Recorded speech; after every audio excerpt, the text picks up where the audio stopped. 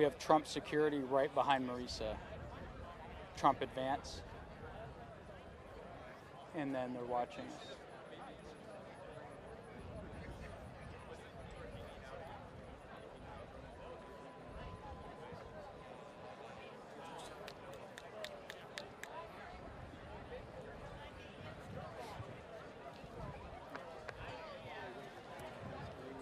Good morning, America. My name is Joseph with Good Jobs Nation, and we are here today in Murphysboro, Illinois, for a massive rally that's being held by our president. We're 15 days out from a crucial midterm election, and Donald Trump is coming to critical places like Southern Illinois to whip up his base and to get them excited about the midterms. One of the things that the president consistently talks about is how the economy is roaring back, jobs are pouring back into America, wages are going up.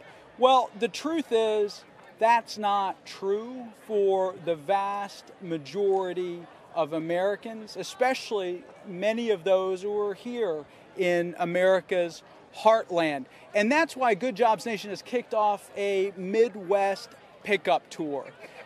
We've been traveling to Trump rallies. We've been holding rallies in different communities around the Midwest to highlight how jobs aren't really pouring back in the United States, to highlight how the economy isn't really booming.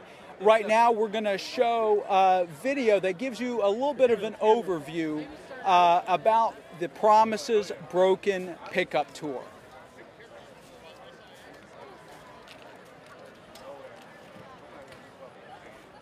Donald Trump promised to make a lot of phone calls to companies that were shipping jobs overseas. Well, I'm still waiting. I haven't seen it. I don't think any of us have. He's doing anything but saving jobs in the United States. This tour is pushing the point that we want good jobs and we want to protect the sovereignty of our country and the workers that create the wealth of this country. Because what Good Jobs Nation has reminded us, we're not going to allow you to get away with outsourcing decent jobs in America. We're going to have an economy that works for workers. So our job, and you've heard me say this many times, is to think big, not small. And the wealthiest country in the history of the world, there is nothing that we cannot accomplish when we stand together and have the guts to end the greed of the government.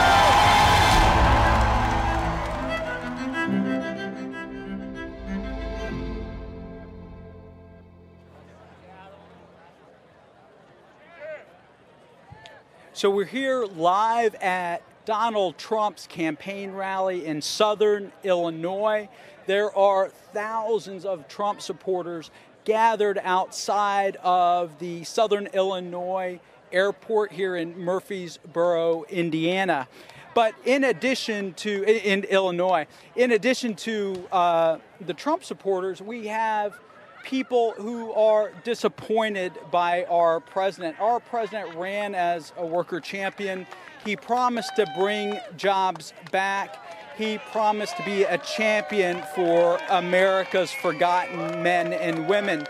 But the truth is, offshoring has increased dramatically since the president's election. A new report by Good Jobs Nation shows that Donald Trump has awarded over $50 billion to corporate offshores, companies like General Motors, United Technologies, Carrier, Honeywell. And we're traveling the country with these workers, going to Trump rallies to help set the record straight about what's really happening in America. And I'm honored to be joined today by Susan Cropper. Susan worked for 30 plus years at United Technologies, UTech, in Huntington, Indiana. Susan, I am so happy you're here. Tell me what brings you to Donald Trump's rally in Murphysboro, Illinois. Well, I was a Trump supporter. I did vote for President Trump. I did vote basically because he made a lot of promises on his campaign trail that he was going to save American jobs, but that is not what's happening out there. He has not saved the jobs like he said he was going to, and we need him to make good on his promises. Whatever politician you vote for, Republican, Democrat, when they make promises trying to get elected into these offices, the American people need to hold them accountable. And that's why I'm here, is hold President Trump accountable for the promises that he made to the carrier workers in Indiana. And as we're doing these interviews, you can hear the crowd erupting in chants. We love Trump. We love Trump. Well, Susan, sounds like you used to love Trump, but now you want to hold his feet to the fire. Absolutely. And if you had the opportunity to talk to the president today inside the hangar where he's going to do the rally, what would you say? I'd say, Mr. Trump, you have severely disappointed me in your actions, and for you to award the corporations that took my job away, United Technologies, awarded them with government contracts, you have severely disappointed me. And when I go to vote, it will reflect that.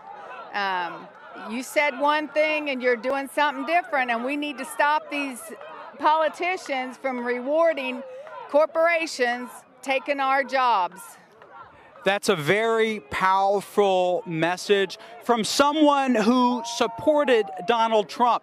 She is not blindly supporting the president anymore. She's calling for accountability. She's asking the president to do what he promised to do, to deliver on his promises. And that's what we need in this country. So, Susan, tell me, the layoff must have been incredibly difficult for you. How did you survive? How did you rebound after you got your pink slip? It must have been very difficult. It's a big struggle. It's a big adjustment when you work the kind of hours I did, the dedication I had to that company.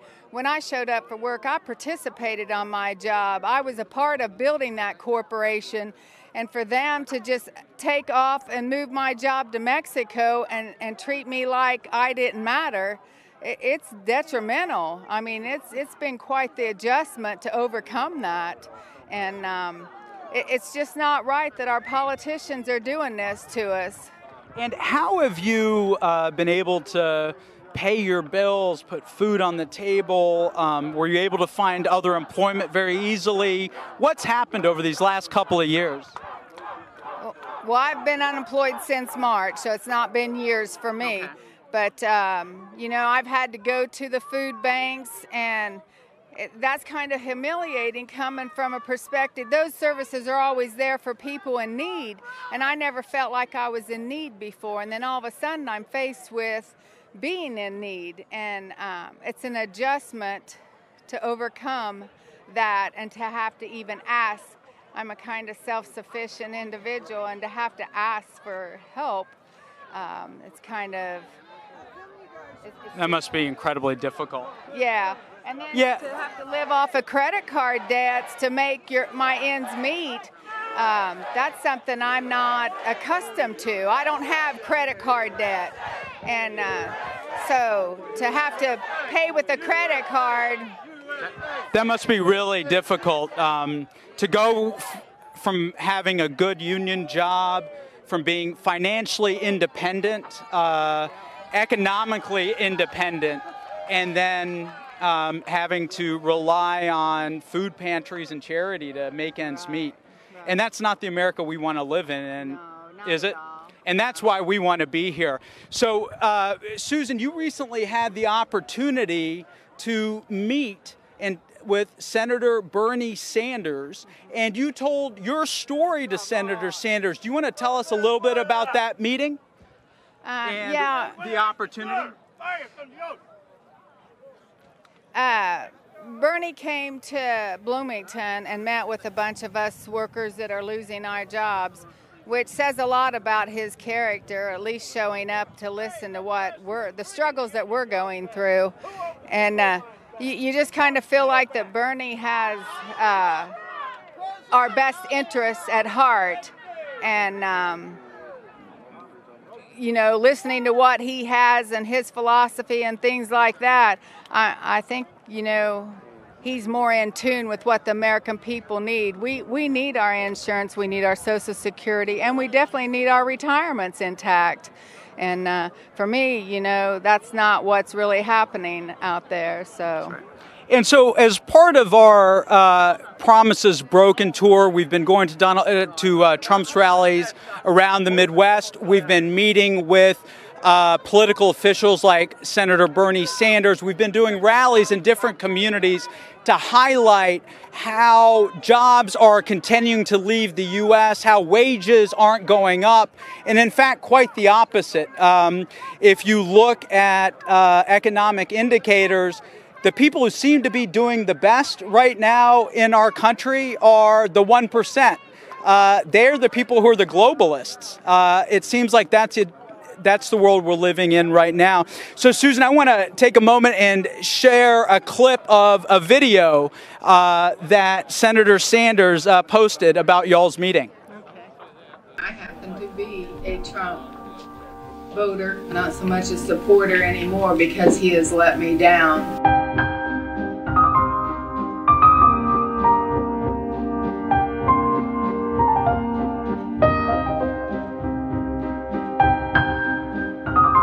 Being a 31-year employee at United Technologies, my job went away along with my fellow workers. Our politicians, whether they're Republican or Democrat, they are our employees. They're my employees, and we need to hold them accountable. Enough is enough of our jobs going away. I was at UTech for 31 years, and I participated when I showed up for work. 10 plus years of perfect attendance. I helped make that business as profitable as they were. They did not leave because we were doing a bad job. They left because of pure corporate greed. And enough is enough of our jobs, our good jobs going away to support these CEOs and the corporations out here. These politicians that are getting in bed with the lobbyists and the corporations, it needs to stop. It's humiliating to have to go to a food bank.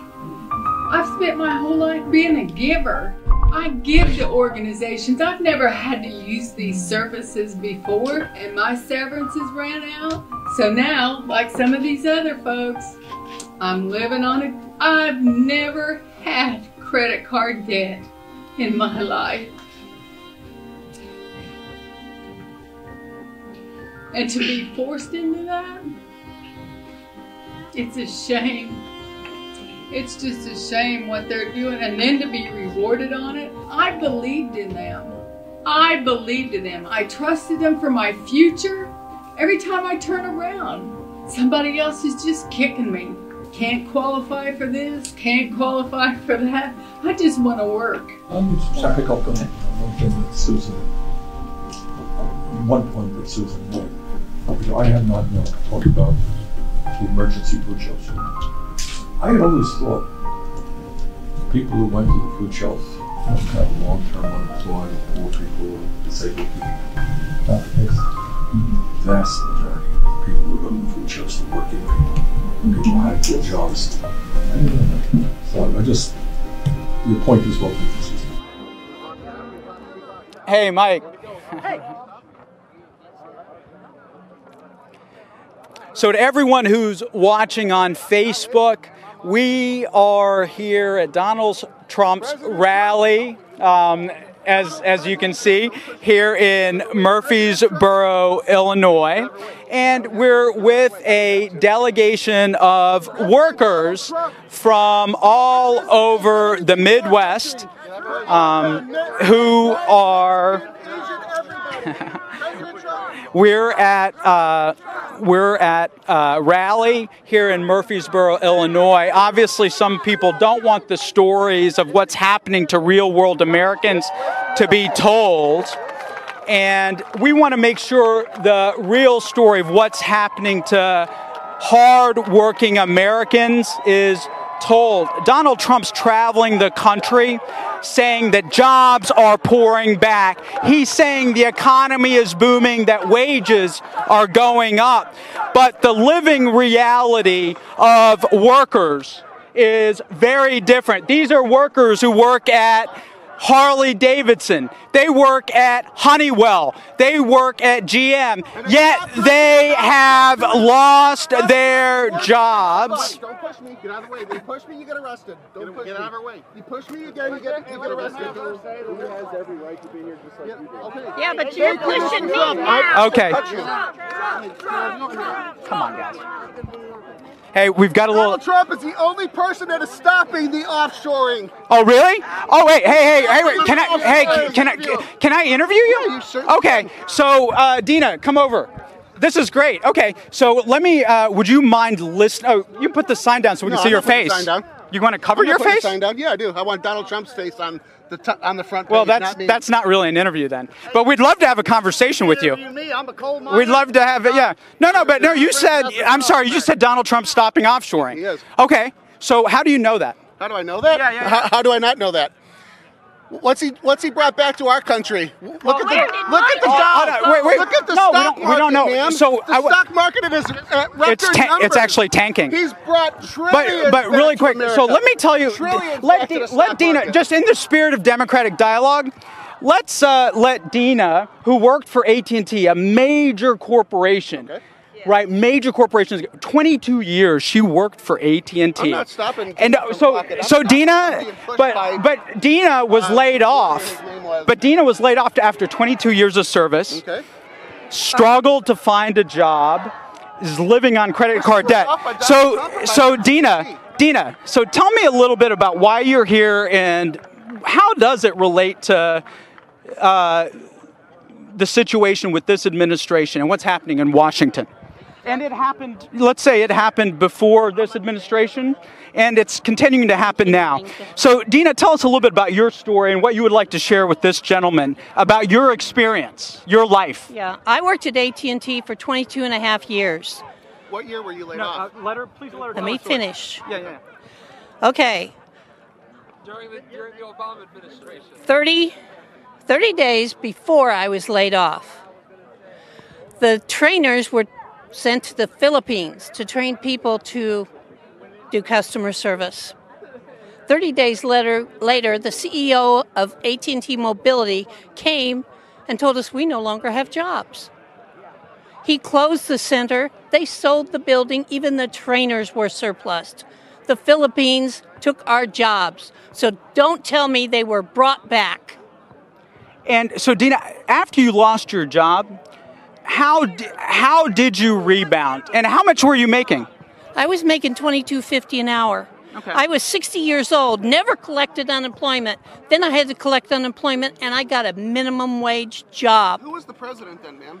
That was starting in 2014, and I started making. 2014 under Barack Obama. That's a good point. No, that's an excellent point, brother. Sure is. But here's the problem. AT&T has gotten $900 billion in federal contracts under the Trump administration. Over 7,000 people this year alone laid off. It got $20 billion in a tax windfall because of the tax cuts. And yet it continues to lay off workers. So do you think our taxpayer dollars should go to companies like AT&T that are shipping jobs overseas? That's a simple question. Because that's why we're here. No American tax dollars for companies that ship jobs overseas. You can agree with that. AT&T isn't just overseas. No, AT&T also employs hundreds of thousands of Americans. No, I'm saying, but should our money go to companies that offshore American jobs? It's been going on for how long? And Donald So you don't believe that? Person that is taking steps Do you think to bring the jobs back to the United States. So the president, you guys don't want to see it. You just want to keep crying and howling. Oh, it happened in 2014, and it wasn't under Donald Trump, but it's all his fault. But it's 7,000 layoffs, and the president could stop it right now with the stroke of the pen. He signed 100 executive orders. He signed 100 executive orders. And you're right, Barack Obama did not sign an executive order to stop offshoring. Hey, please stop. Hey, just listen. No. But here's the thing. That's right, President Obama did not. I'll give that to you. But Donald Trump has yet to sign an executive order to say no tax dollars for companies that ship jobs. Shouldn't he do that? Are you guys with us? I want Obama to do it. He didn't. Shouldn't we have Donald Trump do it? He should do it. He should do it. Yeah. He should do it. My job was saved. My job was saved because of President Trump. I'm a coal miner. Yeah. Thousands of my friends got laid off. I was one of the last coal mines in Illinois, and I could totally understand why you're mad if your company went to another country. And because of the cheap labor or whatever's going on, but we want everyone to have a job back. Exactly. Everyone should have a job. Woo! Everyone should have a job. Yes, cheer. Everybody. President Trump. You guys seem very partisan. President Trump, he's working to get jobs back. That's a fact, right? I mean, I don't know the specifics. No. Because he doesn't want jobs to go over. He's got to do what he's got to do. But my job was saved from the EP regulations that he just cut. They made it so tight for all this clean energy. Thousands of jobs were brought back. My kids, health insurance. Matter of fact, at the mine, my health insurance is free now because mine is. But I had to, when Obamacare came in, I had to pay when it was free for me. I'm not arguing. No, we don't want this to be an argument. We want this to be a civil debate. We live in the United States of America. Got to talk about it. We live in the United States of America where, we should make decisions based on what the records are. And the truth is, Democrat presidents and Republican presidents have betrayed workers consistently, whether Democrat or Republican. And I'm glad you got your job back. And we want to make sure people like Tommy Wallaco gets his job back. And so Tommy worked at the GM plant in Lordstown, Ohio for a decade. So do you want to tell us a little bit about what happened at GM Lordstown? When were you laid off? I was laid off the same day President Trump got inaugurated. Okay. So anyways, General Motors is very, very important to me. My dad retired 42 years out there, and I worked there 9 years. I met my fiance out there. Well, the day that President Trump was inaugurated was my last day of work. I was thinking in my head, this is probably going to just be a little layoff. We're going to be back. 2 years later, almost 2 years later, I'm still laid off work. But the main thing is I went to a President Trump rally in Youngstown, Ohio. You were a supporter, a Trump supporter. Yes, I'm a Trump supporter that President Trump said, don't sell your homes. Jobs are going to be rolling back in. Steel mills are going to be opened up that are closed. And everything he was saying, I literally was like, I felt it. I believed in it. But guess what? 2 years later, I've watched General Motors close third shift down, second shift down, Magnus Seating close third and second shift down. I've watched Kmart close, Sears close, Toys R Us close, all in my area. I've watched so much job loss. And I'm here today not to fight with you guys, to say, come on, President Trump, we need your help. We need your help in our community because our community is in shambles. We have job loss. We have the 4th highest unemployment rate in the whole state of Ohio, Trumbull County. We're here to ask for help. We're here to. And so, Tommy, Trump, you were laid off. You were laid off, and your wife also worked at GM. She was laid off. So, what's it like? I mean, what is she doing now, and what's it like making ends meet? We both went from having great union jobs to me just graduated and I got a diesel technician degree and I got a CDL. Okay, so I went back to school. I did what I knew I had to do. Thousands of truck jobs available. Okay, but guess what? Hey, please be respectful. Please be respectful. I don't want to leave Ohio because I have a daughter that's 11 years old that I see every weekend. That anytime I talk to her about, anytime I try to talk to her, anytime I talk to my daughter about transferring, she cries and she says she doesn't want me to leave. I bet you guys could relate to that, right? Okay. I got two kids. Hey, Tommy. Yes. So tell me, what is it like So we went from being able. We went from being able to. What is your wife doing? She is working at Cracker Barrel, making $4.15 an hour. What was she making before? $20 an hour. I was making $4.15 plus tips an hour at Cracker Barrel. She's a waitress. Okay, so you know, and I got dozens of applications in. I'm waiting for a phone call. I put the footwork in. I went to school. I got the degrees. I put the applications in, and I'm still waiting. Okay, so I'm here today to tell President Trump, our area needs your help. We need your help because job loss is a real thing in our community, and you know. You're the president of the United States. You have the power to say, you know what, General Motors, you're not going to get any more federal contracting money if you keep on, you know, offshoring jobs overseas. This is what this is about, for me, at least. What district in Ohio are you in? And so, hey, Tommy, so you've recently were at a Trump rally and you spoke with Donald Trump's campaign manager, Brad Pascal. Brad Pascal and Michael Glassner. And what was the message you delivered to the Trump campaign? We let them know that what was going on in our community. We let them know that there's 3,000 of us UAW auto workers, plus a trickle effect, another 7,000 to 10,000 other people affected right now. And we believe that you guys have the power to be able to do something. We're hoping, you're the president of the United States. We're hoping that you can help our community.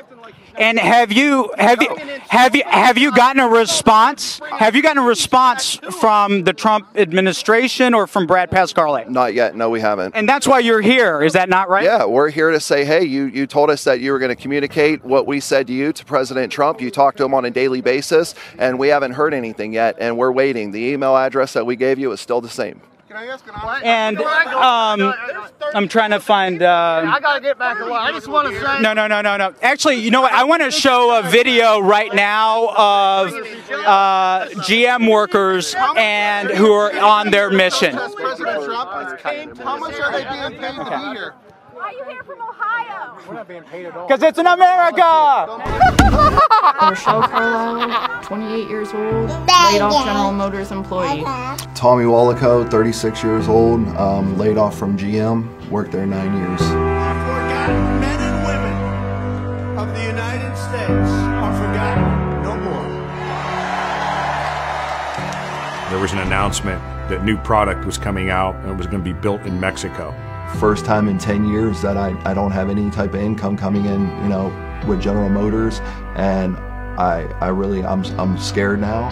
This really was upsetting to me, and it prompted me to write a letter to President Donald Trump because he was in this valley. He came here and switched Trumbull County from blue to red. A lot of our members supported him because they liked what he said about protecting American jobs. After hearing the things that, he said to us and some of the promises that he made, I was all in. I was like, all right, I'm a Trump supporter. They're going to come to Ohio and build a plant because that way they pay nothing, right? They pay nothing. They're going to build their plants in this country. Well, we haven't seen that here in the Mahoning Valley. We've seen jobs leave. My members are selling their homes now, trying to, retain work in another state. More Americans are now employed than ever recorded before in our nation's history. All I want to do is just work. I want to be able to work. I don't want to be a millionaire. I don't want to be rich. I just want to be able to provide for my family. That's all I want to do. The only jobs in the community, the most they pay are about $10 an hour, even with a little bit of education. Most jobs are minimum wage. They're not enough to support 3 kids and be able to retire. They're not.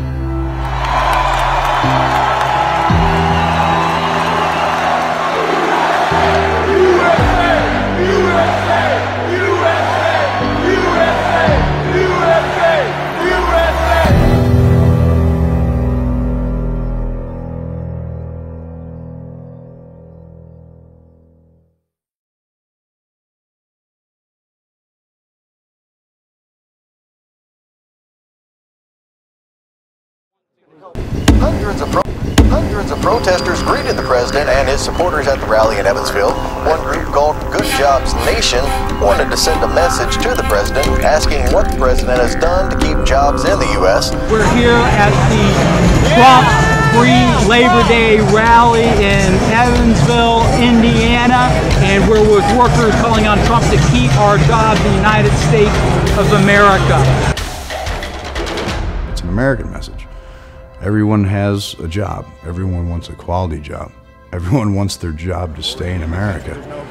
And I believe everyone wants President Trump to keep that quality job here in America.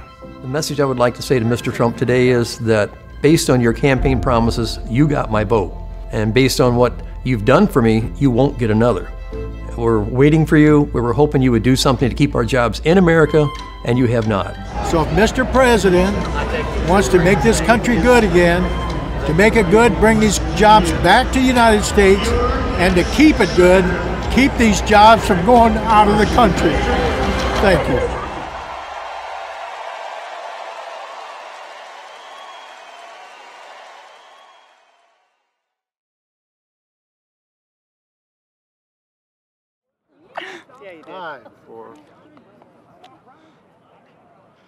So we are here in Murphysboro, Illinois, and having some amazing conversations with people from all over the Midwest about the state of the economy. We had a coal miner who said, man, things are great for his family, and we're so happy that that's true. And then we had some other random protesters who didn't make a lot of sense. But that being said, very healthy, energetic debate, nothing violent. It's actually constructive conversation between the folks who are here, who traveled to be here with Good Jobs Nation, and the thousands of Trump supporters that are here. Earlier they were chanting USA, USA, and you know what? I think we should too. USA! USA! USA! USA! USA! USA! USA! Unfortunately, none of the Trump people are joining us. Okay. Well, we'll try it again later when they're doing it. So right now, I want to bring up Frank Staples. Frank is from the Carrier plant. And for many of you who are watching, you are probably very familiar with Carrier. It was in the headlines immediately after Donald Trump won the election. In fact, his first victory rally was at the place that Frank works at. It was at the Carrier plant in downtown Indianapolis. And Trump went there because it was a down payment on his promise that he was going to be a person who brought back jobs. And he announced a deal. He had sat down with Greg Hayes, the CEO of United Technologies, the parent of Carrier. He announced a deal. I've saved all the jobs at Carrier. So Frank, that's what the president told America. You're a worker at Carrier. What was your experience? Was it the same as what President Trump said? Well, Trump said he came in and he saved all the jobs, and we still lost jobs. Half the jobs that he was talking about he saved were never going anywhere anyway because they were engineering jobs and management jobs. So, you know, Trump did say that he saved 1,100 jobs or whatever, but it wasn't that many jobs that ended up getting saved. We still lost over 500 employees, and jobs went to Mexico. So, you know, the employees, when they heard the news that Trump said he saved all the jobs, they were ecstatic because, you know, they all thought they still had jobs. And so now those people are on the streets and happen to find low minimum wage, you know, jobs that are paying $7.25 an hour. And, you know, you got to feel for those folks because how do they feed a family of 4 or 5 on $7.25 an hour? How do they afford insurance when everything's going up? How do they afford to even live, you know? And, you know, unfortunately, we've had people that's committed suicide that lost their jobs there. And how horrible. Yeah, so, I mean, you know, it's a downplay on everybody in the community, but it, you know, it's not just the affected the Carrier workers, but it affects the gas stations and the Pizza Huts and the McDonald's and anything around there that they're used to folks coming in and buying their lunch before they come to work or buying dinner on the way home, you know. So it affects the community as a whole. So, you know, that's what we just, you know, we want him to sign that executive order to stop offshoring these jobs and keep jobs here, you know. It seems like a no-brainer, right? For a president who campaigned as a worker champion, you campaigned as someone who was going to keep jobs in the USA. It sounds like a no-brainer to sign an executive order, say no tax dollars for corporations that ship American jobs overseas. So why do you think Donald Trump has yet to sign that executive order? Couldn't tell you. He just didn't want to pick up the pen to sign it, you know.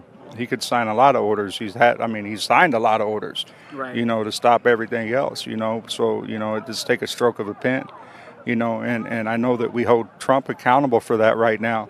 But we got to look back past the 20 years. It's all this stuff's been going on with the old bad NAFTA deals and things like that. We need our Congress to step up.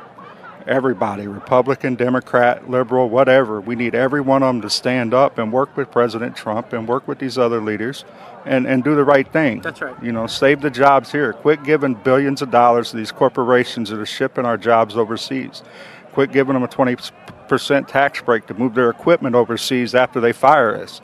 You know, they're taking money out of our pockets when they do that. So, you know, it's not about just Trump. It's about the whole Congress, the whole Senate. And, you know, they work for us. Well, that's a really good point, Frank. I mean, and I've heard this echoed from a lot of folks who are with us, traveling with us. This is not about being pro-Democrat or being pro-Trump. Right. It's really about being pro-worker and making sure our government and our taxpayer dollars go to work for the little guy, not the 1%. And that's something I've heard over and over. And I think that's something a lot of people here would agree with if they weren't chanting us down. Don't you think? Yeah, I think they would agree. I mean, I saw you having conversations with Trump supporters earlier. I was talking to these Trump supporters, and I'm trying to let them understand that it's about the billions of dollars that we're giving these companies, federal contracts that could go to some of these small towns in Youngstown, that can go to some of these small towns and keep jobs here and keep families fed and let us live the American dream. You know, the American dream is disappearing as a whole because of everything that's going on. You know, I mean, we have our Honeywell workers in South Bend. They're losing their health care that they were promised for their entire life. And now they're trying to work 3 jobs at 70 years old just to pay, you know, $4,000 or $5,000 in health care, you know. And some workers, you know, younger workers that can't get Medicare or can't get Social Security or anything like that, what do? You know, they know these factory jobs. They know how to make you warm in the wintertime, how to keep you cool in the summer. They know how to put your car together so that you can drive down the street and it doesn't fall apart. You know, they know all this stuff, and it's skill, trades. And they're disappearing, you know. And so, you know, unfortunately, you have all these families that are, you know, suffering from it, you know. And so that's why I say Congress works for us. That's right. So every American that's watching this video, every American that's standing here in this crowd, they need to realize it's not about, like I said, Republican, Democrat, or liberal. It's about them working for us and keeping their promises to us about taking and keeping the jobs here.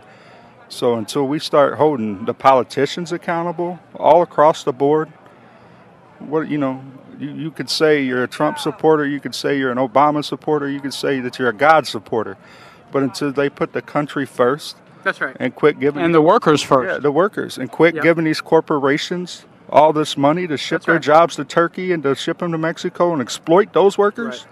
You know, it's not even about those workers getting the jobs. You know, it's about the companies exploiting them with all the billions of dollars. And that's another good point Frank raises. It's not just that American workers are getting exploited. It's workers in foreign countries are being exploited by these corporations who are given a license to kill, right? All over the world, a license to kill workers, right? Economically, emotionally, physically, right? Where environmentally, otherwise, a license to kill by different governments. And that's part of the reason we're here with this broadcast in Murphysboro, Illinois.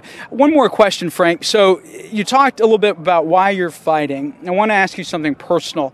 What was the impact of all this? Because the truth is, I don't know. I mean, for a lot of folks, maybe losing a job is abstract. But, you know, for many people in the heartland who work in manufacturing, it's a way of life. It's a community. It's their best friends. And I imagine must have been devastating when the layoffs happened at Carrier. What happened with your story? What happened with your experience? With my experience, you know, losing, you know, it was like losing your family. because you go into these factories, you go into these places, you work with these people, and you see these people more than you see your own kids, because management or because the big corporation wants you to work so many hours. So then you start losing homes, you start losing cars, you start losing relationships, you start losing everything, because it puts so much pressure on folks. Because when they lose those good paying jobs, you know, like I said earlier, if you have a family of 5, how do you support that on $7.25 an hour? Right. You don't. You know, so then you have to turn to other things, you know. So personally, you know, like with me, I've lost everything. And a lot of it, you know, had to do with my own self too, because like you said, you get depressed, you get down in the dumps, your mind's not right because of everything that's going on, you know. So then, you know, unfortunately, you know, that leads to other things, you know, mental breakdowns, suicides, you know, going out and killing people in the street over $5 because you need to figure out how you're going to get your kids fed, you know. I mean, there's just a lot of different things that happen. And personally with me, you know, like I said, I've lost everything. And, you know, I'm not blaming that all on, you know, corporate greed, but they have something to do with it because, you know, like I said, we go in there, we bust our butts. We do everything we can for our families. You know, we're taught as young coming up. You get a job, you go to work every day, it's going to be there until you retire. And then when you retire, you're going to have good health care, you're going to have insurance, you're going to have things to take care of you. You lose all that, and they don't pass these bills to stop the pre-existing conditions. What do you do? Like, I'm a heart patient, so trying to get insurance, pre-existing condition, right there's a pre-existing condition. Right. $700 for medicine. How do you pay for that on $7.25? You know what I'm saying? So it's not only that we lose these good paying jobs, but they also need to raise the standards and minimum wage also. That's right. And, you know, the good thing is there has been an ever-growing movement in this country to raise up $7.25 jobs, right? To fight back against starvation pay. The fight for 15 has won incredible victories all around the United States. In fact, Amazon, the world's richest and perhaps most powerful company, just raised its minimum wage to $15 an hour. But the truth is we can't just rely on raising the floor. We got to make sure that we keep good union jobs that pay a living wage, that give great benefits right here in America. That's how we do it. Right. 2 or 3 generations that come through these factories that give their ever-dying breath to these companies. And then the companies that turn their backs on them and outsource their job. That's right. You know, I mean, like I said, until it starts happening to everybody, they're going to say, oh, everything's great. But once they start feeling that effect of losing that good paying job, they're not going to, you know, believe anything. You know, they're not going to believe that it's happening. Well, Frank, thank you so much for sharing your story. I think it will move our viewing audience to believe what's really happening. There is a crisis of good jobs in our country, and we are here at Trump's rally in Murphysboro, Illinois, with workers who are calling on the president to deliver on his promise to bring back jobs, to keep good union jobs right here in America. Right now, I want to bring up Kevin Amos. Kevin is the president of the local union that represents Harley-Davidson workers in Kansas City, Missouri. Harley is perhaps one of the most iconic American brands. It symbolizes America, probably much more so than McDonald's or Walmart, right? It symbolizes what's really great about American engineering, ingenuity, American toughness. It's a terrific brand, but that brand recently announced that it's closing down its facility in Kansas City. Kevin, do you want to tell us a little bit about what's happening in Kansas? What have your guys been going through? Correction, Missouri, Kansas City, Missouri. Yeah. So January 30th, the company announced that they were going to close the plant in Kansas City, Missouri. We've had 2 layoffs, August 6th and October 12th, and the remaining workforce will be there until the end of May of 2019. Here just recently, September 27th, the CEO, Matt Levitich, was in front of a group of entrepreneurs, Scale Up Milwaukee. and he was quoted as saying that Harley-Davidson is more about freedom, always has been, and it's not about being made in America, because that's constraining. Wow. I can't believe you really said that. No, I didn't say that. He said it. I'm quoting it. Right. Huh. Yeah. And how did that go over on the shop floor with your members? People are speechless, right? I mean, that's a slap in the face considering all that's happening in Kansas City. But I mean, for the folks that will continue to build the motorcycles and that love the brand, even in Kansas City, people still love the brand and have a little bit of disdain for the company. But that's a travesty. There needs to be something done to leadership like that, not just at Harley, but leadership like that all over corporate America. And so you're here representing your membership at Trump's rally here in Murphysboro, Illinois. What is the message you would like to deliver to the current administration, to the new Congress that may be elected in 15 days? What you, as a union leader, as someone who's at a plant that's about to close down, what is the message you want to tell our elected leaders? My brother Frank said it pretty well about there needs to be some accountability to corporations that take taxpayer dollars and then put the shaft to American workers and ship jobs overseas.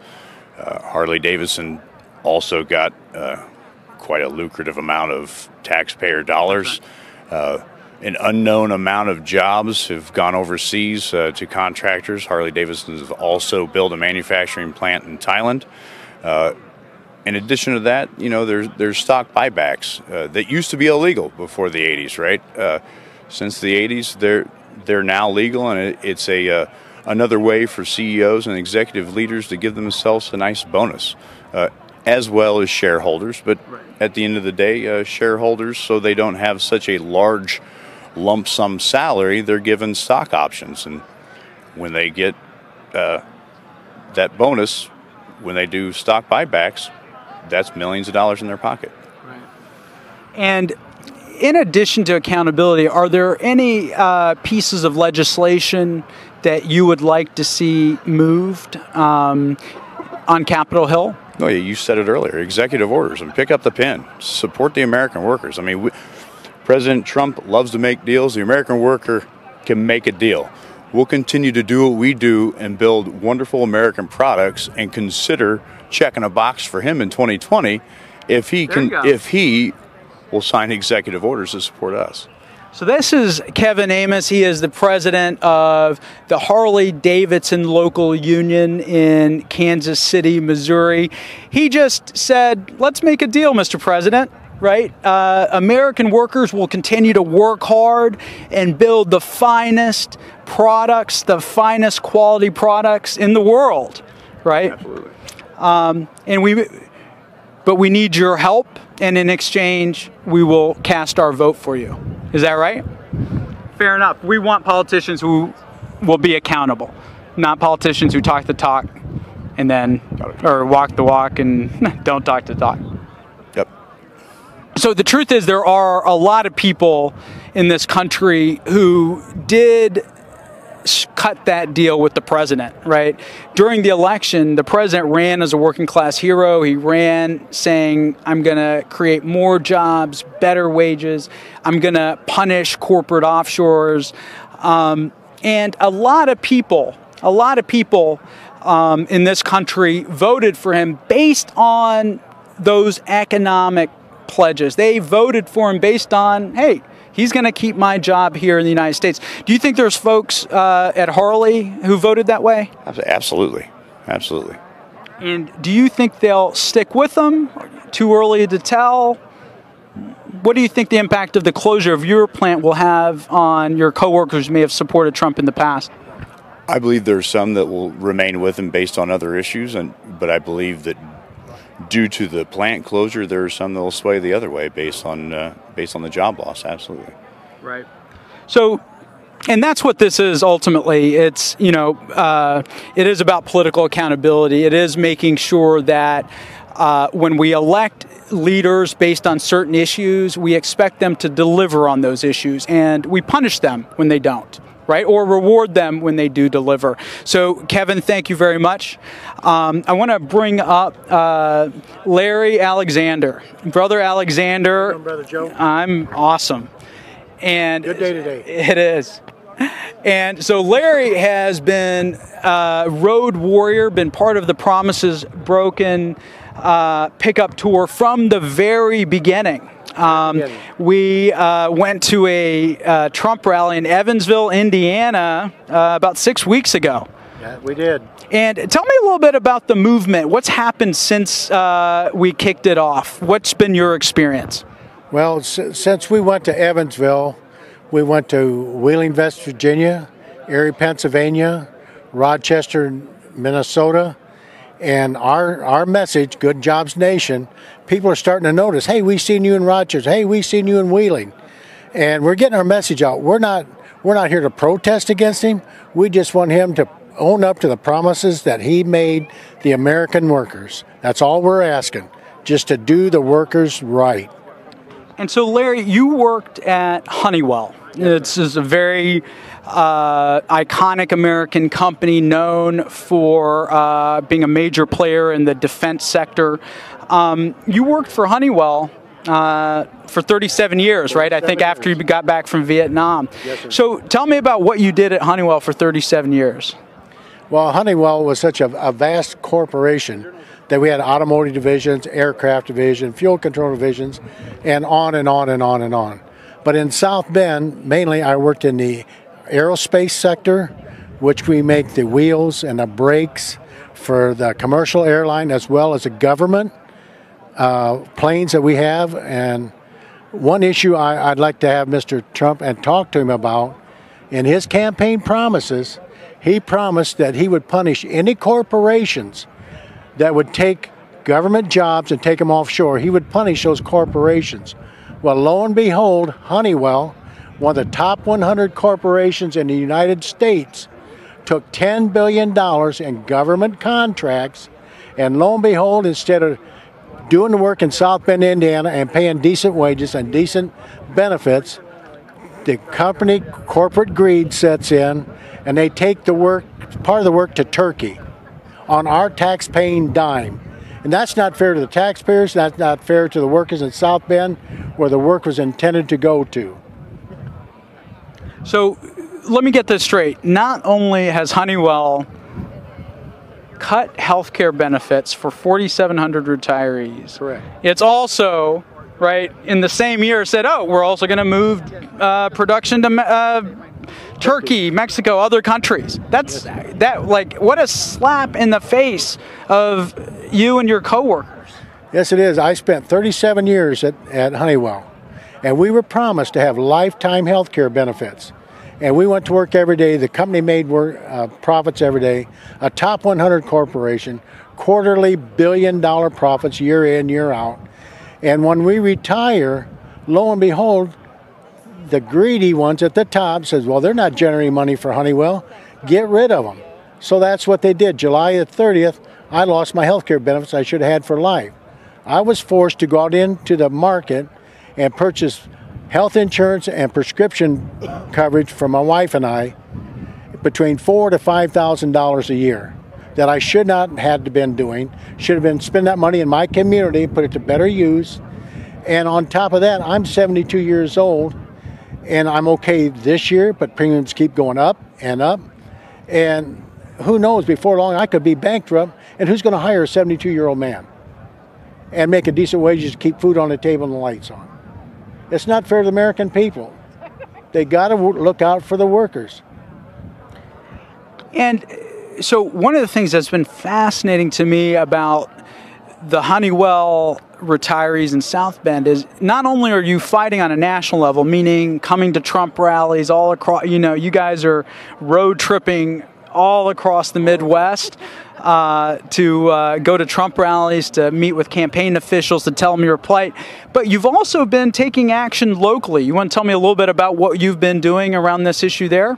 Yes, 2 years ago, Honeywell, instead of going through contract negotiations like anybody else, they took on the mindset of locking the workers out. And that's what they did. They locked our workers out for 10 months and wouldn't negotiate. It was their way or the highway, didn't want to talk. We agreed to extend keep working until they could reach an agreement. They didn't want to hear no part of it. We put in a request to our Congress lady, Jackie Walorski, say we need help. Come out and listen to our story. We got families, we got house payments, car payments, food to put on the table, and she chose not to come out. She's been a 6-year term congresswoman, has never once held a town hall meeting to listen to our concerns and our community's concerns. She just figures she'll just sit back and just let it roll however it rolls. And we approached her 2 weeks ago and said, Jackie, where have you been? We've been to her office 3 times requesting. She said, my door is always open, but she is never there. And so we approached her, and all she says, well, thanks for coming, and walked in, and that's all the conversation we got out of her. And she works for us. And that's the way the constituents are treated in the 2nd District in South Bend, Indiana, St. Joe County. And it's not fair. It's not fair at all. And I want to just really shout out to you and your coworkers, John, longtime UAW members. In fact, your union, your local, was one of the very first sit-down strike. Yeah, do you want to tell us a little bit about that? On November the 16th, or November 17th, 1936, they had the very first shutdown strike in this whole country. Everybody stayed in the shop. That's before Flint. Before Flint. Huh. Flint come in about April of the following year. And the reason I know it's November the 17th, because I was born 10 years exactly to the date when they had the very first sit-down strike. And they brought thugs in, and they tried to run the people out, and they stood still and wouldn't put up with it. And after about 2 weeks, the company gave in. We all went back to work, and we all had jobs, and everybody was happy. But that's what you got to do. You got to make a stand. And when they understand what we mean business, then we can work things out, and everybody goes to work. And, you know, I think it's really fascinating. These brothers and the sisters who work at Honeywell, what is now the Honeywell plant in South Bend, they were the ones, their forefathers or foremothers were the ones who helped create the American labor movement, helped create the American middle class. And they're now, right, the workers who are there now are the ones who are on the road, who are hitting the pavement to save the American labor movement, to save good union jobs. And brother, I really appreciate the work that you and all of your co-workers are doing. We're now going to switch to a video. In fact, it's going to be a video about our highlights from being at the Trump rally in Evansville, Indiana, 6 weeks ago. Cool. Great job. Hundreds of protesters greeted the president and his supporters at the rally in Evansville.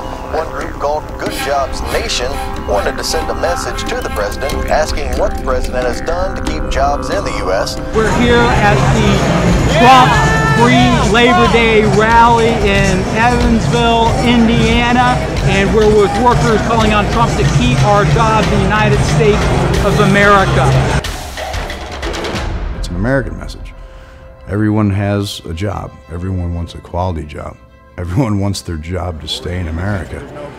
And I believe everyone wants President Trump to keep that quality job here in America.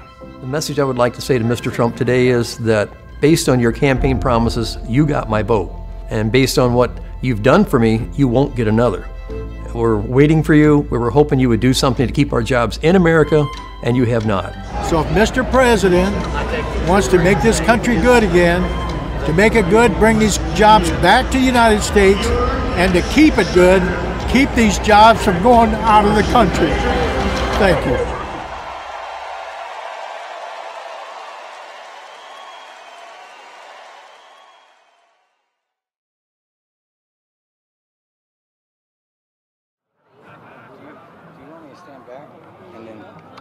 No, it's just first.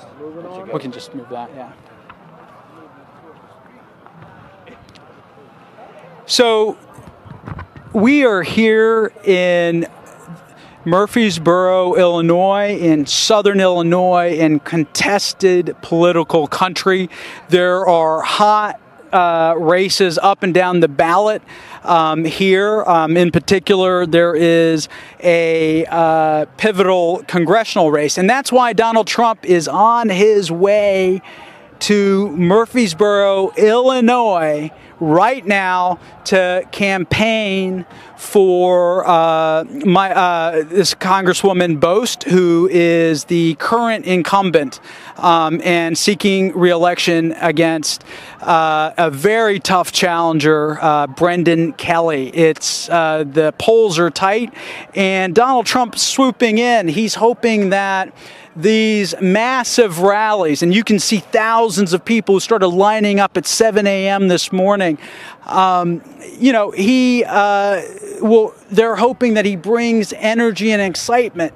But not only that, he's bringing a message. We've, as part of the Broken Promises pickup tour, laid off workers from GM, Harley-Davidson, from Honeywell, from Carrier, from other iconic companies have been traveling to Trump rallies, and at every rally, Donald Trump repeats the same lines. Jobs are pouring back. Jobs are pouring back into America. Wages are going up. It is the best economy ever. While that might be true for some folks, it's not universally true, and it's not true for folks who are from Lordstown, Ohio. And I want to introduce two individuals who are part of our growing movement of workers who are holding the president accountable to what he said. If he said jobs were going to come back, we need him to do something to bring back jobs. These two individuals are from Lordstown, Ohio. They work at the GM plant there. The GM plant is an anchor in the Lordstown community. But unfortunately, since Donald Trump took the oath of office, over 3,000 workers, men and women, have lost their jobs. It's a devastating situation. They're down to one shift in Lordstown, and many of the people there are afraid that that one last shift will also disappear. So right now I want to introduce Chucky. Chucky was with us last week when we were in Bloomington, Indiana, and meeting with Senator Sanders. But before we talk about the meeting with Senator Sanders, tell me a little bit about what's happening to you and to your fiance who was laid off from GM. Yeah, well, I'm a 20-year veteran with the UAW, so at the moment I'm fine as far as seniority, but it's not about me. She is low seniority, hired in 2013, and she's currently laid off, out of unemployment. Here soon she's going to be out of medical benefits also. So it's not just about us, you know. Just like eventually it will affect me, all right? And it'll affect people in our community that do not work for GM or not UAW. It will have a rippling effect, whether you're a physician, whether you own a gas station, whether you work at Dairy Queen. You know, it's going to hurt that community tremendously.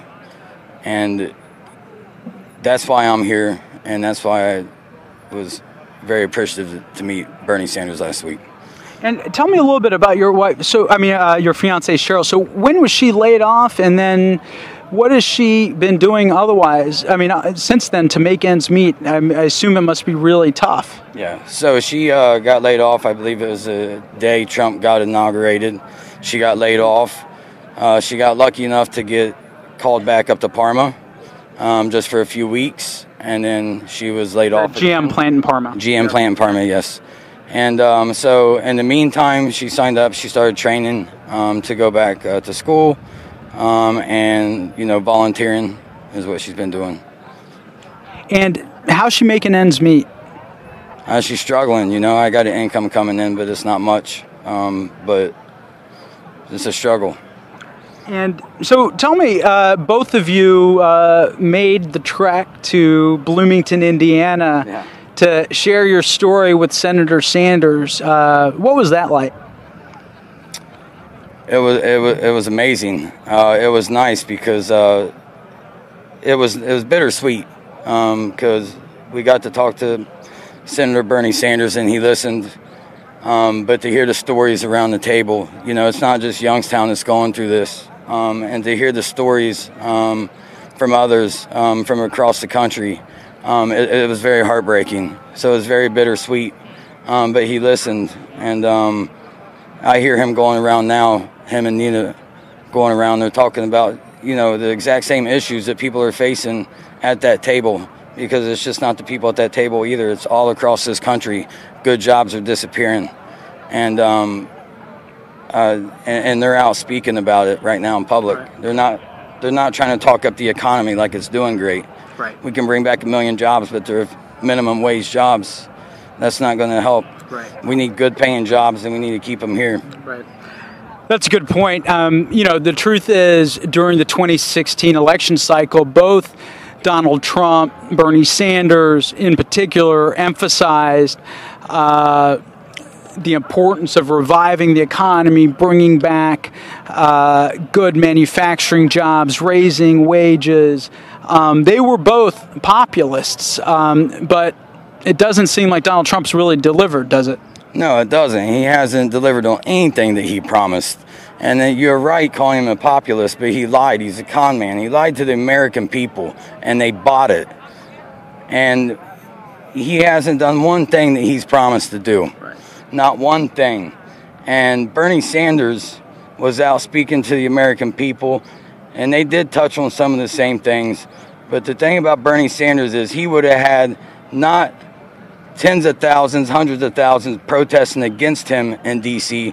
He would have had millions of people in D.C. backing him, the American people, to force legislation, exactly like Trump's not doing, to sign an executive order to stop shipping these federal contracted jobs overseas, whether it's General Motors, Honeywell, all across this nation. This is happening, and it's happening at I believe it's like 10 times higher rate than it has in the past. Right. And he's not doing nothing about it, and you don't hear him bring it up in his campaign speeches at all either. So hopefully we can make an impact. That's a really important point. You know, while both candidates talked a good game, Donald Trump hasn't delivered. He hasn't signed an executive order to stop taxpayer dollars from going to un-American, unpatriotic firms that ship jobs overseas. And in fact, when we were meeting with Senator Sanders, he said that's one of the things we need to do. And he was committed to pushing President Trump on it. He wasn't necessarily hopeful that President Trump would sign it. But you know what? If you and Cheryl and others like you keep speaking up, I bet we can get him to do it. Yeah. What do you think? I think so. I think we got to keep the pressure on him. I think he will. That's right. That's right. So thank you very much. I want to now bring up Nanette. So tell me about yourself. You are currently at GM right now. You're on the first shift. It's the last shift that's working. What's it like? It's a pretty depressing environment. We've lost a lot of union sisters and brothers to the street, and they've been out a long time. And how many layoffs? Over 3,500. Wow. Yeah, it's really affecting the entire county of Trumbull County, the tri-state, tri-county area, really. General Motors was a huge tax base. The workers there were a huge tax base in that area. And so what's it like now? I mean, you said 2 shifts have been turned off. There's 1 shift working. You're on that shift. Do you feel like things are good? The president will stand up to save what's left. Are you worried about the future? What's it like for you? Well, I'm a big believer in unions because I think American unions, American labor has set the bar for America. Nobody would have the benefits that they have now. They'd be working 7 days a week, 18 hours a day for slave wages if we didn't have unions. We need our unions. President Trump is not a supporter of unions. He's ripped off, everybody he's ever worked with. So I don't have much faith that President Trump will do anything for us because it wasn't his big idea. So, I'd like to see corporate America be held accountable for taking federal dollars and then shipping good American jobs overseas. We've got it's a depressed environment in the plant where I'm working now. General Motors is there playing their game. If we do this, if we do that, then we'll get another product. They can't allow anybody to plan for their life. Like, just either shut it down, let us move on, or give us a product.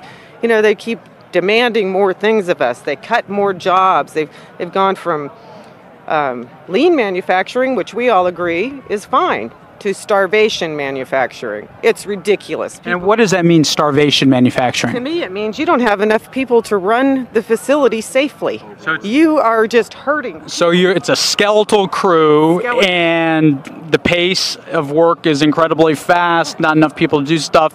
Stuff becomes dangerous, I assume. Yeah. Oh, yeah. There's a lot of injuries, in manufacturing, and we're not robots. We're human beings, and we work hard.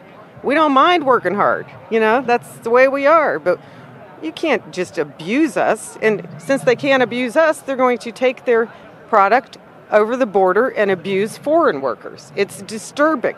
Like, what is wrong with corporate America? Can't they see that we're the ones they depend on to create profit in the first place? I mean, labor precedes capital.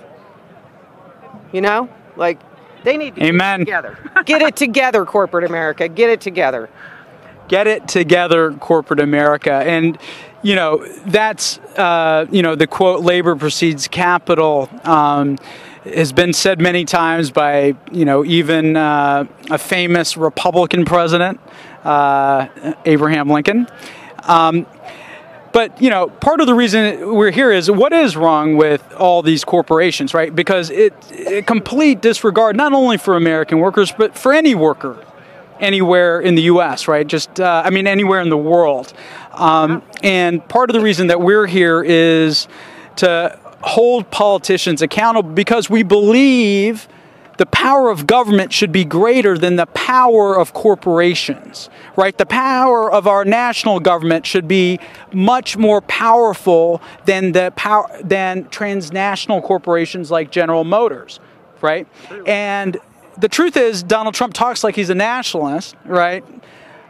Strong borders. Well, part of that nationalism should translate into, right, standing up for American workers in a real way, not just a rhetorical way. So let me ask you this. You said there's a lot of uncertainty on the plant floor. How has that affected you? How are you planning for the future? Not knowing whether your job will be there in 6 months or, maybe you're set for retirement, but there's uncertainty, and that must be like eating at you. Yeah, it's obnoxious. It makes me angry. It makes me sad, and it's made me forced me to sell a property. I bought 11 acres in an old farmhouse for and went out there. I've been working on it for 4 years, trying to make myself, the way I want to live. Simple, little homestead, get ready for retirement. And I had to sell it because I'm afraid of what's going to happen to the housing market. I'm afraid of what's going to happen to my job. And it's depressing. I'll move on, I'll recover. But it's just not fair to American workers to put us in this kind of constant state of anxiety. Right. Constant state of anxiety. That probably is the most accurate reflection of what a lot of workers in this country are feeling, whether Democrat or Republican, right? Will my job be here? Are my wages going to be up? Am I going to make enough to put food on the table? And you just heard the sister tell, it sounds like this was your dream. Your show, Carlisle. Yeah, and you had to put it up for sale. It's sold. It's sold. Have to move now, You have to move. Your dream house. A little bit of money that, and try to stay safe. Try to ride the storm out and hope that we can make a difference in America, join together with the people that think we're against them, because we're all one America. We had a big argument with these. They tried to have a big argument with us earlier, and we don't want to argue. We want to all join together and be one brotherhood of workers. They need us. Right. They need unions. A lot of them don't think they do. But if we didn't have unions, they wouldn't have any kind of rights. So Nanette was just talking about, earlier in the program, a lot of Trumpsters were trying to disrupt our broadcast, and then also counter our message, right? And so what and we engage with them. Some of our coworkers who were here engage with them. I'm curious, what would you think about that engagement with those? Do you think any of them are winnable? Do you think there are, maybe just the diehards that we will never get? What do you think? I think it's a mix of both. I think there's reasonable, level-minded Americans here who have benefited from Trump by bringing the coal industry back, which is only a temporary thing. We need to transfer that into clean energy, and we could create great jobs for people all over the nation if they would just do something about it. But yeah, I think we handled it really well. I'm really proud of everybody because nobody argued. Like, hate does not make us great. There is too much hate. Too much hate. Right. We don't hate you. Please don't hate us. We're trying to do good things for you too. That's right. And Tommy, let me ask you, what do you think about that interaction with the Trump supporters who were trying to interrupt and dispute? Do you feel like what you're saying broke through? I hope so. I think that I was able to inform some of them. We're not here against you. We're not here against Trump. We're here as we want to be united like one nation. We want to be able to do whatever we can to be able to do something positive for America. We want to be able to work side by side with you, and I should be able to believe what I want to believe in. You believe what you want to believe in. But at the end of the day, we're here for good jobs in America. We're here because we want to be able to make a good living wage, and we want our union jobs back. And I feel like this has given us a platform to be able to do that. And from what I've seen, I feel that the situation that was going on did get diffused, and I feel like once they did actually calm down a little bit and listen, that's all they really needed to do is listen. And did you feel the same way, Nanette? Like maybe once they calmed down a little bit and they started hearing the stories of Dina and others, do you feel that it moved them? I think it did. I think we did diffuse the situation just by being gentle and kind and explaining to them that we're not here to condemn the president. We are asking for the president's help. We want Donald Trump to sign an executive order stopping corporations from receiving federal money for contracts if they are going to take our jobs overseas and hire slave labor. Yeah. That's right. Hold corporations accountable. Hold corporations accountable. It's not a Republican issue. It's not a Democratic issue. And, I thought it was quite interesting that when, when we acknowledged that President Obama had failed to save American jobs, they all were cheering, right, acknowledging. But when we pointed out that President Trump has also failed, there was silence. Mm-hmm. I hope that was a wake-up moment. I think a lot of them are just confused and duped. And President Trump spews a lot of rhetoric, and he does lie often. We all know that. And it's created a division in our country, and it really is his responsibility to clean it up. Right. And, yes, there is a lot of hate and division. I think there's a lot, part of the reason some of the Trump supporters got somewhat confrontational, it gets provoked, right? There are, for those of you watching, there's actually video loops playing of Laura Trump and others telling people in line to chant USA, USA as soon as they see anyone who may look like a protester, and then immediately notify Trump's private security force. That I think may have happened here. They tried to shut down the dialogue, but because these workers started telling their stories, because they started saying, I work at AT&T, I work at GM, and this is what's really happening to me. I was a Trump supporter, right?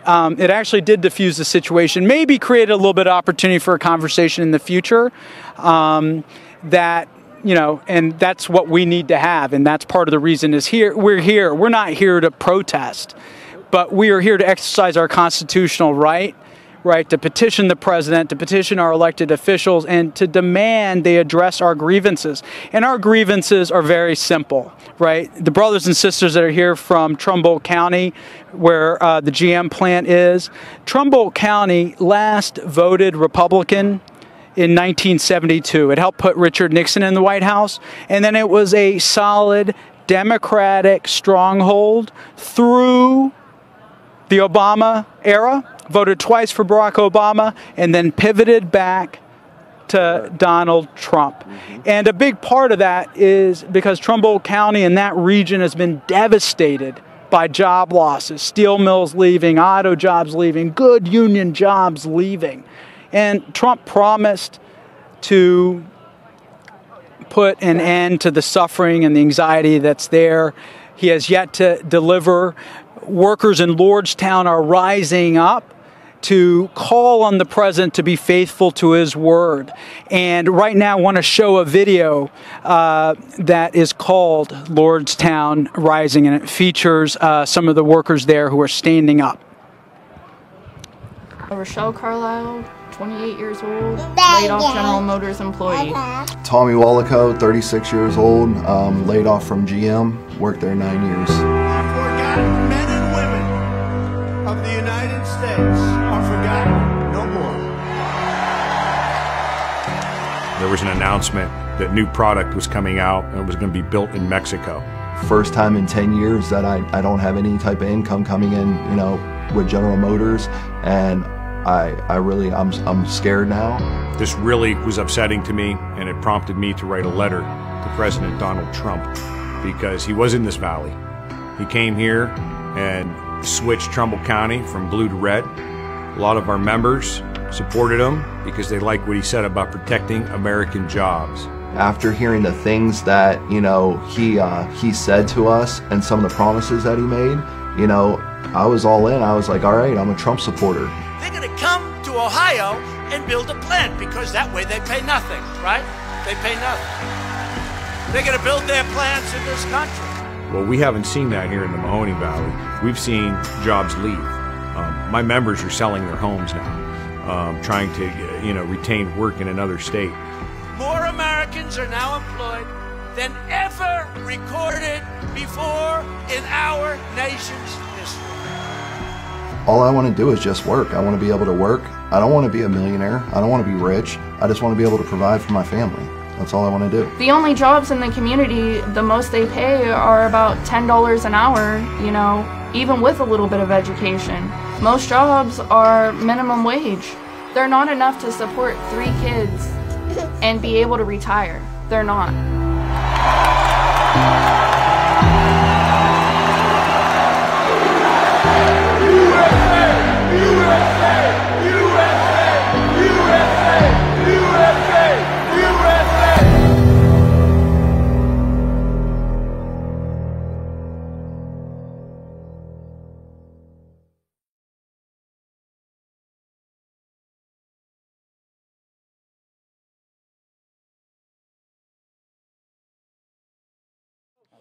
Rochelle Carlisle, 28 years old, laid off General Motors employee. So my name's Joseph Guvarghese. I'm with Good Jobs Nation. We are traveling the country with workers who have been laid off or at immediate risk of being laid off. Traveling the country, visiting Trump rallies, trying to hold the president's feet to the fire. Research by Good Jobs Nation shows that offshoring by federal contractors is at a 10-year high under Donald Trump. Donald Trump, since taking the oath of office, has given federal contractors that ship our jobs overseas. These are name brand companies like General Motors, United Technologies, AT&T, has given them over $50 billion, that's billion with the B, dollars in lucrative federal contracts. And that doesn't even include, that does not even include the tax breaks President Trump and the GOP Congress recently ushered through. So companies are reaping huge awards, yet they're still shipping good American jobs overseas. Good Jobs Nation is holding Donald Trump accountable by going to his rallies with workers like C.J. Jones. C.J. Jones works at Rockwell Collins. Rockwell Collins is a federal contractor. It gets money from the United States taxpayer. That's people like you and me. And it was recently acquired by United Technologies. You've heard that before in this broadcast. United Technologies owns Carrier, where there's been layoffs. It owns the UTech facility in Huntington, Indiana, where there's been layoffs. And it owns Rockwell Collins, where there have been layoffs at different facilities around the United States, Arizona, California, other states. So, CJ, you're from Dallas, Texas, and you are a union steward. And tell me a little bit about why you're here today. I'm here today to support my union brothers and sisters, but I'm also here to represent the 1,000 workers of Rockwell Collins that have been affected and potentially could be affected by the acquiring of United Technologies. So I'm just here to support that, due to closures of the plants and possibly outsourcing jobs in the future. So I'm here to support the cause. And are you concerned that United Technologies may continue to direct layoffs at Rockwell Collins or other subsidiaries? Absolutely. When they first came to purchase Rockwell Collins, they stated that they didn't want the government part. And my personal facility is just government work only. So it's a possibility that they might just shut us down, close us, or ship those jobs overseas if they can. So I'm very worried. I've raised a family of 7 children with a living wage. So I think it's very important that my children and many other people get that opportunity to have their living wage. That's great. And what is there anxiety among your membership about what's happening at Rockwell Collins? How are people dealing? Are people quitting, looking for better jobs? Are people, trying to save more, put away for a rainy day? How do they deal with the anxiety? How do you deal with the anxiety? Day to day, walking on eggshells almost. Rockwell Collins does not share any information with us.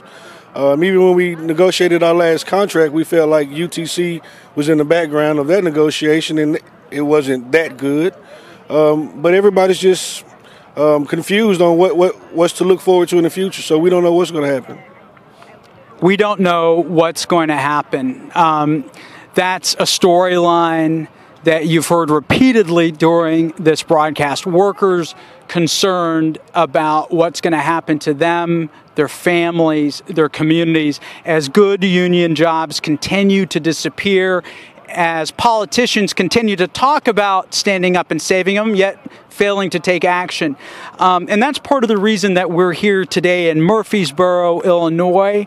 My name is Joe. I'm with Good Jobs Nation. We're on our Promises Broken pickup tour. We're calling on Donald Trump to pick up his pen and sign an executive order to keep good union jobs in the United States. He can do that because he's the commander-in-chief and he's the CEO of the United States government. He can say to Rockwell Collins, if you want any more federal contracts, if you want any more defense contracts, you got to keep every job in the United States. And in fact, you got to make sure every job's a good union job. What do you think about that? I totally agree. And I think one thing that's important, they need to remember what this country was built on, and that was the people and the workers. That's right. They need to be remembered of that. That's right. And it starts with Donald Trump today. That's right. Yeah, this country was built by workers, right? Workers from, who were from all over the world, who came to this country or sometimes were forced to this country, but who all contributed, right, to creating the American dream that is a beacon to the world, right? If you come here, you work hard, you play by the rules, you can do better, your kids can do better, right? There's a way out, right? And that's why we're here today, is to save the American dream. It is slipping away. So, brother, tell me again what union you're with, and I want to urge all the folks who are with IUE, CWA, which I gave it away, to do a shout-out. But why don't you do a shout-out to your union and any of your members who may be watching? IUE CWA Local 86787 out of Richardson, Texas. Just want to give a shout-out. Keep being union strong. Keep being union strong. Thank you very much, brother, and thank you for joining us on the pickup tour all the way from Texas, Dallas, Texas. Although I'm the one wearing cowboy boots, not you. What's up with that? So right now I want to bring up Dina. Earlier, we started this broadcast with Dina. Dina is a native of Illinois. She's from Springfield, just a few hours away. Springfield is the state capital. She was a call center worker for AT&T.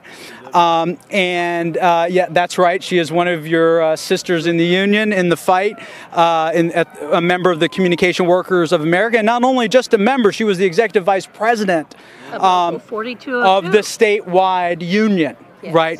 But unfortunately, something terrible happened to Dina and her job in 2014. Right. Do you want to tell us a little bit about that? What happened? The CEO of AT&T Mobility came in one day. And this is Randall Stevenson, correct? Randall Stevenson came in and pulled me into the office and said, I'm closing the center. I was so mad, I burst into tears. I was ready to punch him out. I was pulled out of the room because I was so upset. He did not give the union a chance to try to see if something could happen, see if we could try to get the jobs to stay. He just said, nope, I'm closing the building, we're selling it, goodbye, thank you very much. But he walked out on the floor and told all the employees, 160 employees, that they were no longer going to have a job. A month before, the trainers were sent to the Philippines to train people to take customer service calls. They took the customer service calls in the Philippines. The trainers were also surplused. So our customer service calls went to the Philippines. A month later... Wait a second, just so I've got this straight. So your call center was closed down, but before that, there were trainers sent to the Philippines to train call center workers there. Yes. And then they were, after your facility was closed down, those trainers got laid off after they had trained their replacements and your replacements. My God. Yeah. Wow. How insane. So they were in the unemployment line with me. I had never collected unemployment. I was 60 years old. I went from working at AT&T Mobility after 22 and a half years. I got thrown away and had to collect unemployment. I had never collected unemployment before. I thought I would be working there until I decided to leave. I collected unemployment and I found a minimum wage job. That was 2014. Nothing improved for me. I put my applications out everywhere. There's not too many people that will hire a 60-year-old woman without a college education that has disabilities. I worked hard. Finally, another job. Still not up there. I'm living on credit cards. So I'm sorry, I didn't mean to interrupt that. So you're still not earning what you did from when you were laid off from your good union job at AT&T? I have taken 2 other jobs recently. I'm still not up there. I'm still using credit cards in between. My 401k annuities come once a year. I pay off the credit cards, and I do it again for another year. Use that to pay for groceries and gasoline. I shouldn't have to do that. AT&T continues to get money, corporate money, and ship our jobs overseas. They need to bring those jobs back, and President Trump needs to quit giving them money. So, as Dina said, AT&T is a major federal contractor that actually has gotten $900 million in federal contracts under Donald Trump since he took office. Yet he has laid off as many as AT&T has laid off about as many as 7,000 workers in the United States, right? So $900 million in federal contracts that we, the people, have given to AT&T. That's not including the $20 billion tax windfall. Yes. So if you were president of the United States, Dina, what would you want? What strings, like when you give your money away as president, what would you say that money should be used for? Jobs here in the United States. Help your people at home first. That's right. America first, workers first. We're actually not appropriating the president's campaign slogan. I think we're living the president's campaign slogan, right? We do want our country to be first, and we want America's workers to be first because we're the ones who built this great country. Right. That's exactly right. So, brothers and sisters, I'm going to vote for Dina to be the next president of the United States. Dina, thank you for joining us. One more question. You were at the meeting that workers did with Senator Sanders last week. How was that for you? That was very interesting. I felt that I did let him know a few things. I don't think he even understood that severance pay on contracts was taxed at 40%. As a gift. So I think I opened his eyes that severance pay is not a gift if you're taxed that high. I don't think he understood how AT&T took our lives away and gave us nothing. That people that are my age should not have to do this. I have a coworker that's 10 years older than me. She's 74 years old. She's collecting Social Security, and now she drives a school bus too, and she's still not making it. She's having to use a credit card too to live. That should not happen. We should not have to live like that in the United States now. That's right. And, you know, we are living, as Senator Sanders likes to say, in the richest country in the history of the world, yet we have hard-working Americans who are forced to live on credit card debt, who are forced to use food pantries to feed themselves, who have to use public assistance for their health care, right? And that's all because jobs continue to leave the United States at a record pace.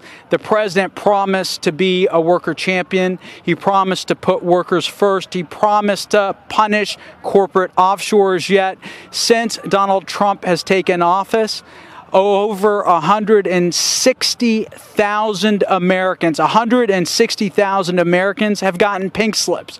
And to add insult to injury, Donald Trump has rewarded these companies with billions of dollars, as much over $50 billion in lucrative federal contracts, and that doesn't even include tax breaks.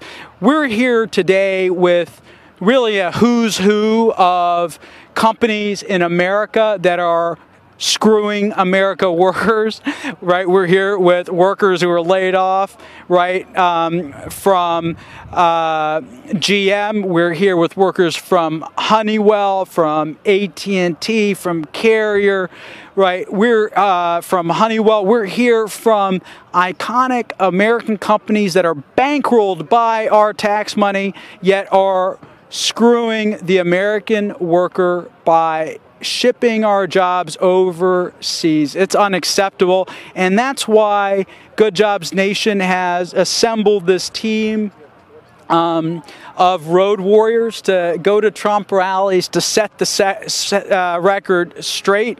We've engaged with top Trump-Pence campaign officials, told them we want our jobs back. They haven't gotten back to us. We've talked to local and national media. We're getting the stories out. And as many of you who are watching earlier, we've engaged directly with Trump supporters. And while, you know, sometimes it's a little challenging, if you stick at the conversation, you sometimes get a little bit of space, right, to have a dialogue. And I think in that case we did.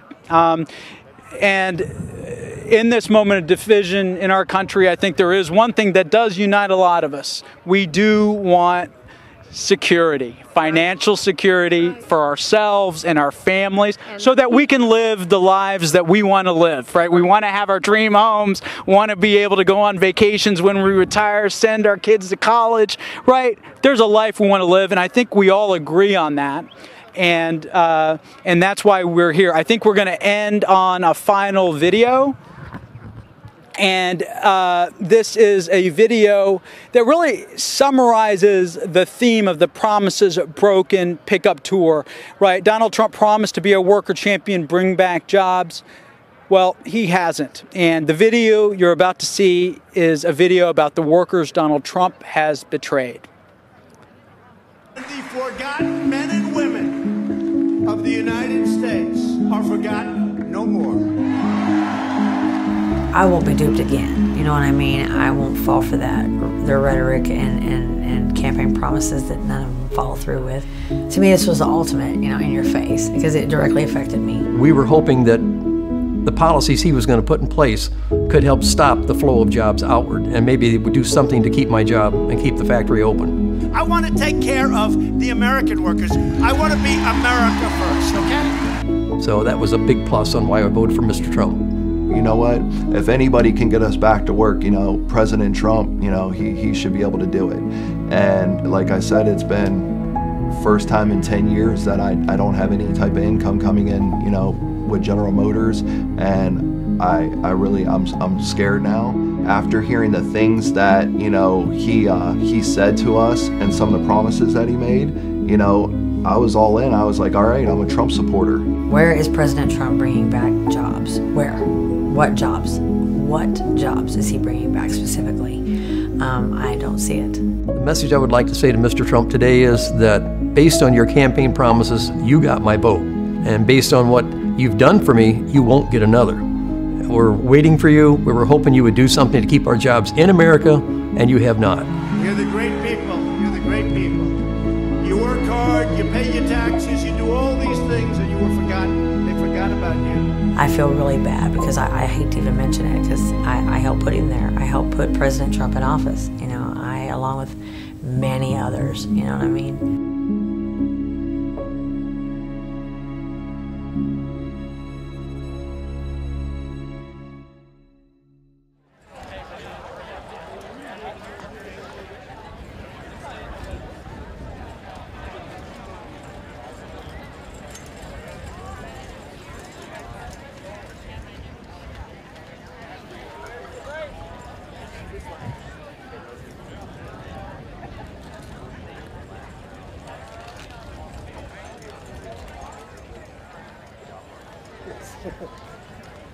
I had turned up.